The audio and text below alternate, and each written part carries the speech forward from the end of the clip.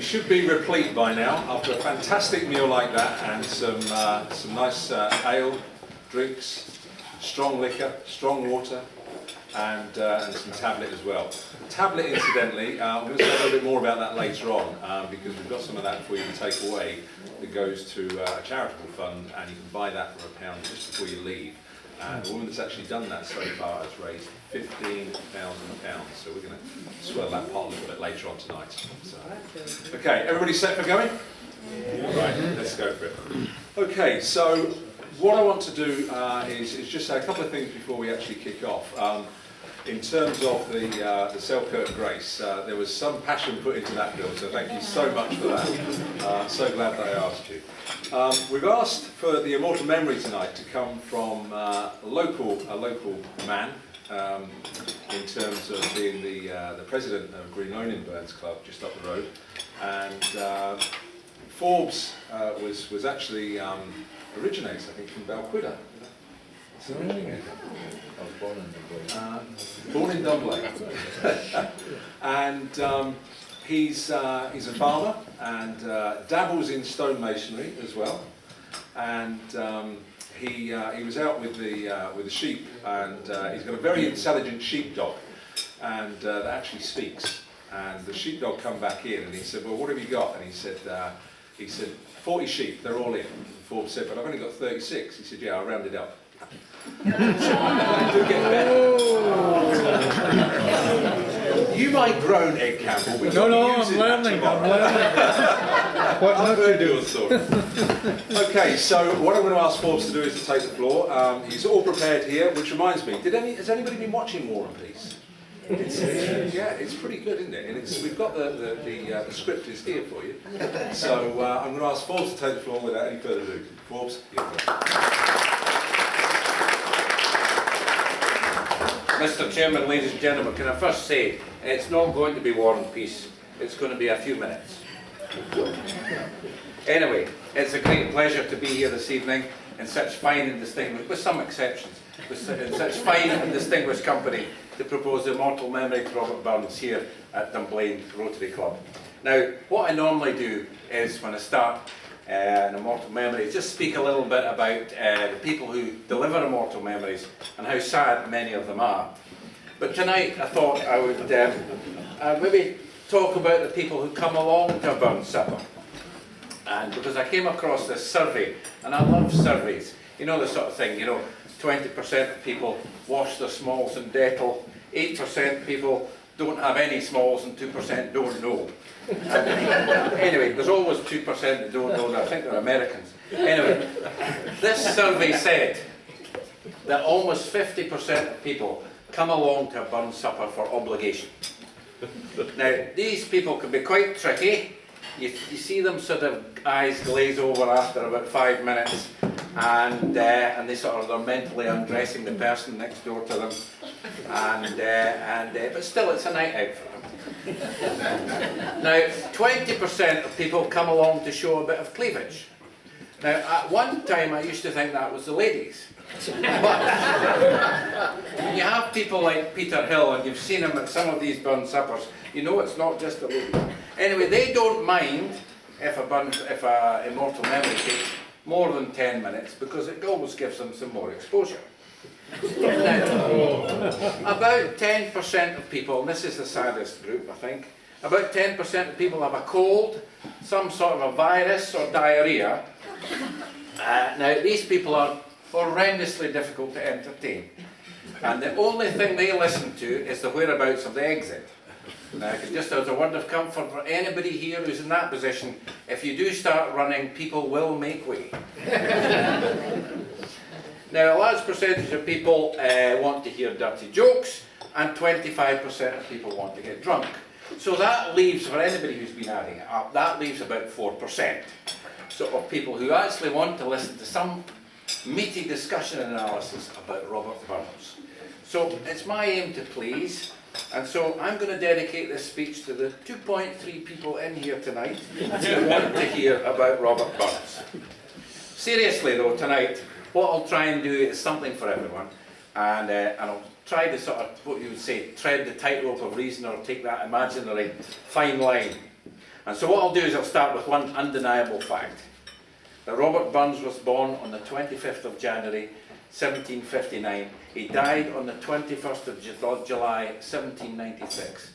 37 years later, his achievements being astonishing. As Kearney said, he's as much a Scottish hero as William Wallace or Robert the Bruce, and has assumed the same mythological perspective in Scottish history and tradition. No other writer in any other country has attained the same supra-literary level in the consciousness of a nation. And Burns has gone beyond posthumous fame and through the haze of mere legend to become a continuing dynamic in contemporary Scottish writing. And yet, he never fought a battle, signed a treaty, invented a machine, discovered a cure, or did anything that makes a public figure of a private man. Now, the publication of the Kilmarnock edition, a slim volume of poetry costing 3 shillings stitched, was enough to cause a sensation in Scotland, then London, and then the globe. The book was enough to lift Robert Burns from rural obscurity in 18th century Scotland to giant status in world literature. It was an incredible metamorphosis. And so very, very briefly, I would like to ask that question, why? And I think why this came about and why it became an icon. And I believe there's 4 main reasons. First is home life, next is love life, then his historical moment, and then his wide appeal. So first is home life.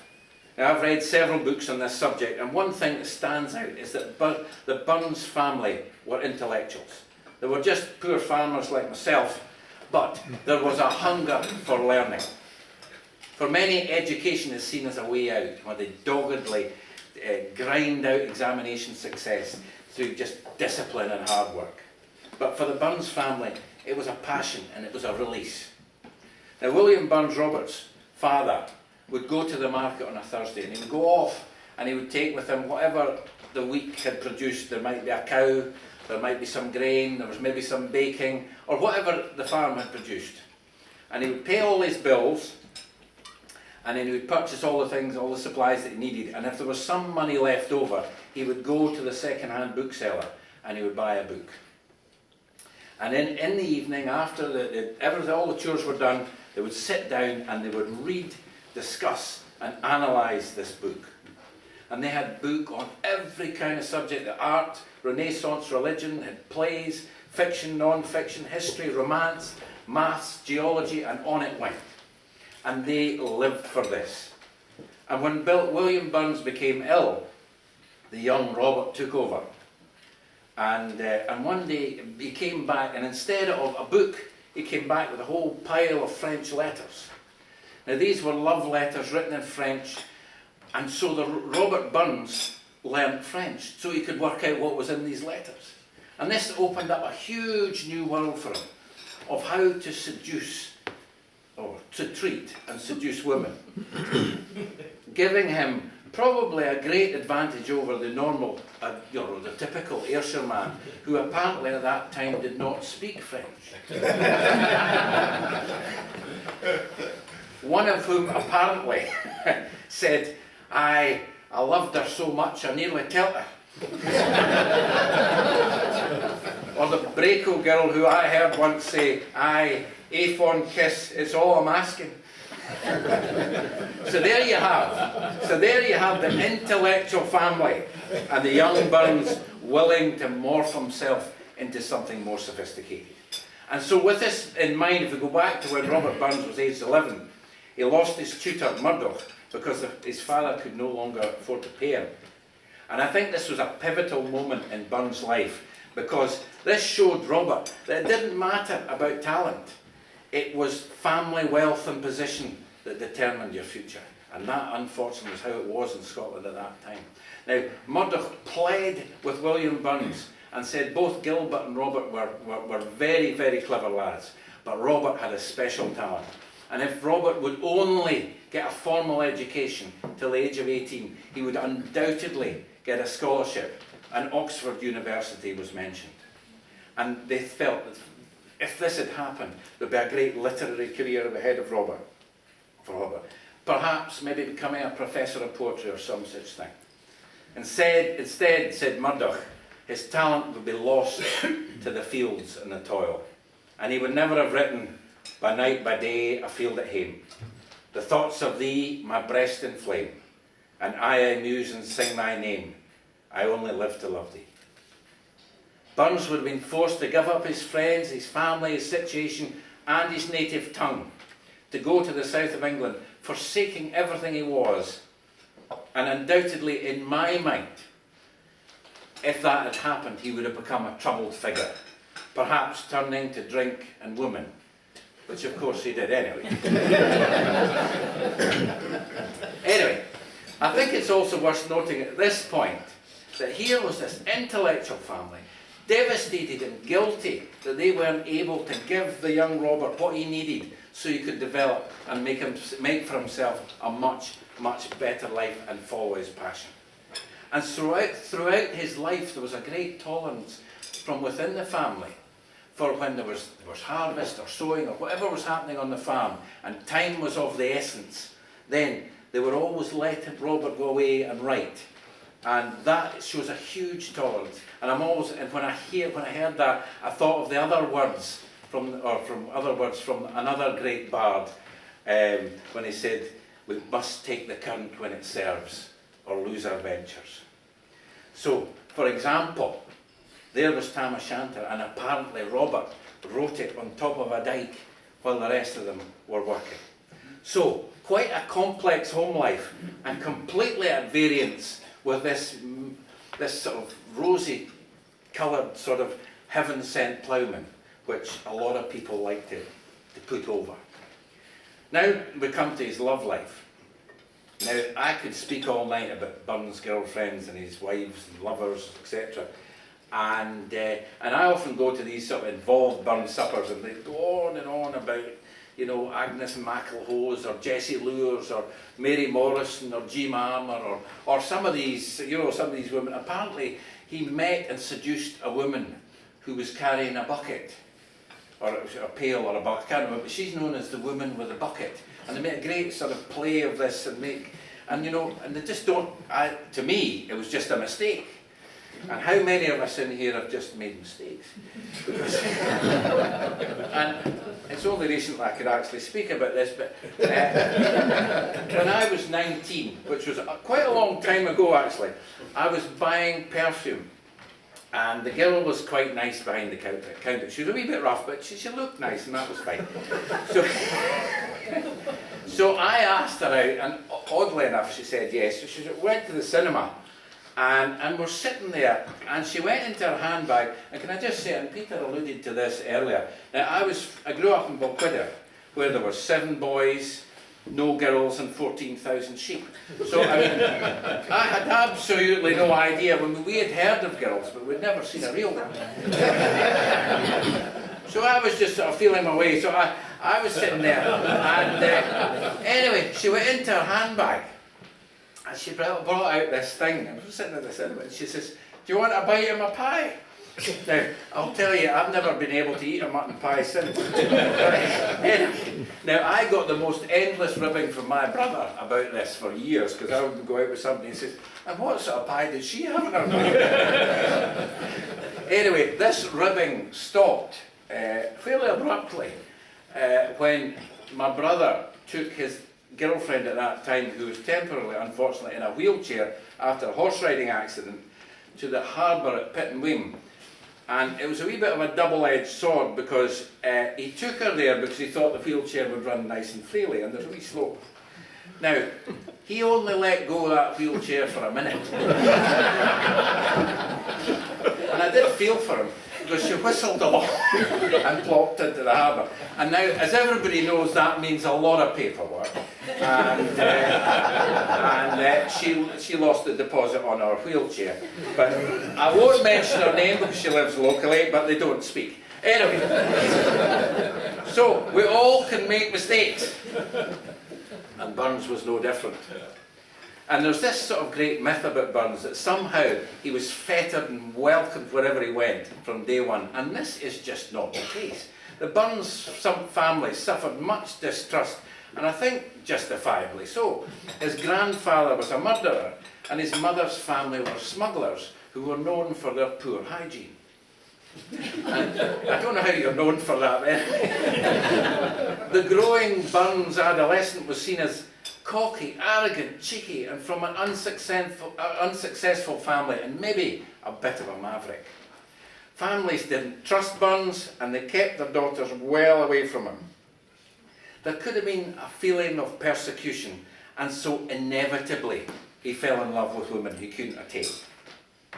And this engendered within him great passions. I think in later life things changed, but this dynamic stayed with him. Oh, could the fates but name the price, would bless me with your charms anew. With frantic joy I'd pay it thrice, if human art or power could do. Or my love is like a red, red rose that's newly sprung in June. My love is like a melody that's sweetly played in tune. So fair thou art, my bonny lass, so deep in love am I, and I will love thee still, my dear, till all the seas gang dry. Next is his historical moment. And here I've kind of looked back into the history. Burns came just a few years after the fall of Bonnie Prince Charlie. As Billy Connolly said, he was the only man I know who was named after 3 sheepdogs. Anyway, Scotland had a massive hangover. This is terrible. Scotland had a massive hangover prompted by a long folk memory of loss. In 1513, the flowers of the forest had fallen at Flodden. In 1603, the crown had gone to London. In 1707, the Scottish Parliament had been destroyed. And in 1746, there was Culloden. Into this defeatist cultural atmosphere of 18th century Scotland came a fully fledged national poet, arriving at just the right historical moment to be considered the great saviour of his country.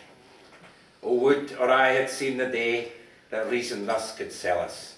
My all grey heat had lain in clay with Bruce and loyal Wallace. But pith and power till my last hour, I'll make this declaration. We were bought and sold for English gold, such a parcel of rogues in a nation. And of course the parcel of rogues were the Scottish noblemen. And yet, here was a man that could write with such passion and such belief and such feeling. And he could become a tax collector himself for the British Treasury. He would do one thing, and he would say one thing and do another. And so this is the difficulties I have with Burns is, he's not just one thing, he just seems to be all over the place really. But one thing about him, a dynamic that stayed with him was his feeling of how the world should be. I mean, he lived in a world of either opulence or oppression. By accident of birth, all were born with privilege or poverty. With privilege, there was wealth and position, and without it, there was destitution and despair. And it was that world of privilege and position, poverty and injustice that Burns hated and constantly condemned. And there came sentiments of change at that time, drastic change in society, then being killed in Europe, sentiments which would drive the Americans to independence and the French to revolution.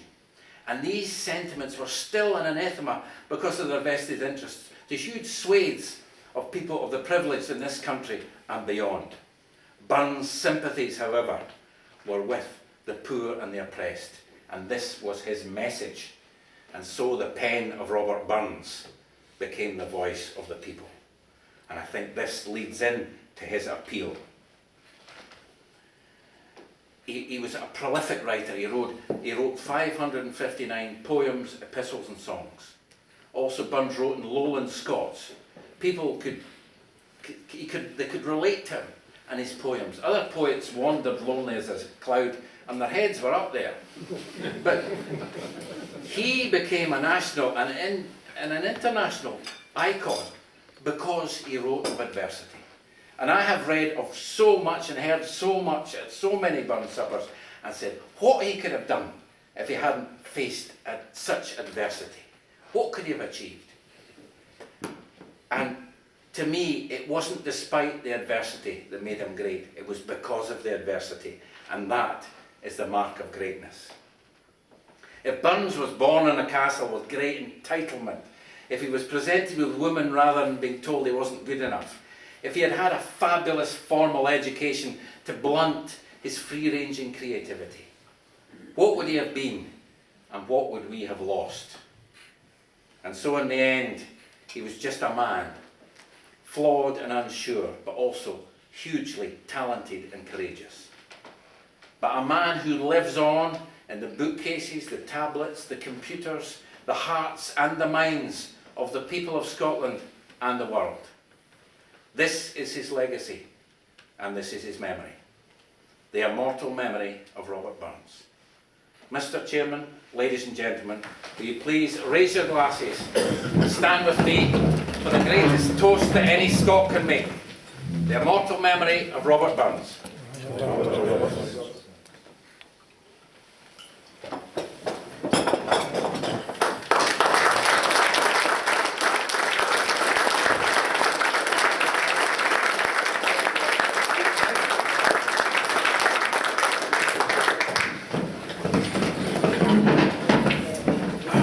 Set the bar nice and high there, so thank you very much, Forbes, for that marvellous insight into those four areas. And there's always something that actually comes out, whatever immortal memory that you hear, there's new knowledge and new wisdom that actually comes out about Burns. But it's been there for everybody to see, you know. He's very often called the ploughman poet. I like to think of him as the poet and the exciseman. And the reason why I like to think of him like that is because he's the only one. But he's not. But he's the only one that's called the poet and the exciseman. Chaucer worked for the excise. Wordsworth, collected for the excise in Westmorland. Adam Smith from Kirkcaldy worked for the excise. But they're only known for their profession as poets or economists, or they're not known as both. And that's why he always stands up there for me, head and shoulders above the rest. So thank you for bringing that back up to life for us. Thank you so much.